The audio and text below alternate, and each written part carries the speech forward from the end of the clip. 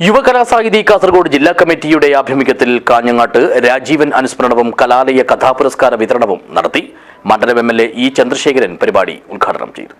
This news sponsored by Unity Center for Medical and Computer Education, Kanhangad, Kasaragod ജില്ല. നാടിന്റെ സാംസ്കാരിക വൈവിധ്യം സംരക്ഷിക്കാൻ ജാഗ്രതായ പ്രവർത്തനങ്ങൾ ഉണ്ടാകണമെന്ന് മുൻ മന്ത്രിയും കാഞ്ഞങ്ങാട് എം.എൽ.എയുമായ ഇ. ചന്ദ്രശേഖരൻ അഭിപ്രായപ്പെട്ടു.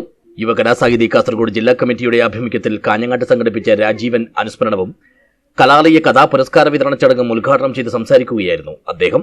നാടിന്റെ ചരിത്രവും സംസ്കാരവും വളച്ചൊടിക്കപ്പെടുന്ന പുതിയ സാഹചര്യത്തിൽ നാടിന്റെ സംസ്കാരത്തിലും ചരിത്രത്തിലും വേരുറപ്പിച്ചുകൊണ്ട് സാഹിത്യരചന നിർവഹിച്ച എഴുത്തുകാരൻ എന്ന നിലയിൽ രാജീവൻ കാഞ്ഞങ്ങാട് എക്കാലവും ഓർമ്മിക്കപ്പെടുമെന്നും അദ്ദേഹം പറഞ്ഞു.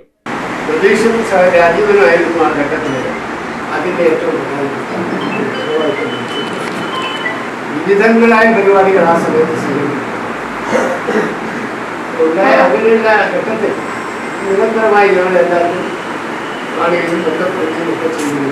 ഏറ്റവും വളരെ വിനയപൂർവ്വം ആളുകളോട് പെരുമാറുന്നത്, വളരെ സ്നേഹത്തോടെ ആളുകളോട് പെരുമാറുന്നത് രാജീവൻ തൃശ്ശൂർക്ക് പോകുന്നതിന് വേണ്ടി റെയിൽവേ സ്റ്റേഷനിൽ എത്തി. റെയിൽവേ സ്റ്റേഷൻ ഇന്ത്യ കയറാൻ നിൽക്കുന്ന ഘട്ടത്തിലാണ് രാജീവനെ അല്ലാതെ ഒരു ദേഹാസ്വാസ്ഥ്യം ഉണ്ടാകുന്നു, വേർക്കുന്നു, അല്ലാത്ത ഒരവസ്ഥയിലാണ്.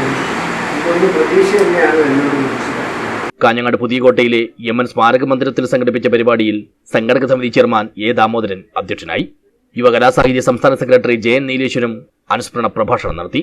രാജീവൻ കാഞ്ഞങ്ങാട് സ്മാരക സംസ്ഥാന കലാലയ പുരസ്കാരത്തിന് അർഹനായ അശ്വിൻ ചന്ദ്രന് യുവകലാസാഹിത്യ സംസ്ഥാന കമ്മിറ്റി അംഗം രാധാകൃഷ്ണൻ പെരുമ്പള അവാർഡ് സമ്മാനിച്ചു.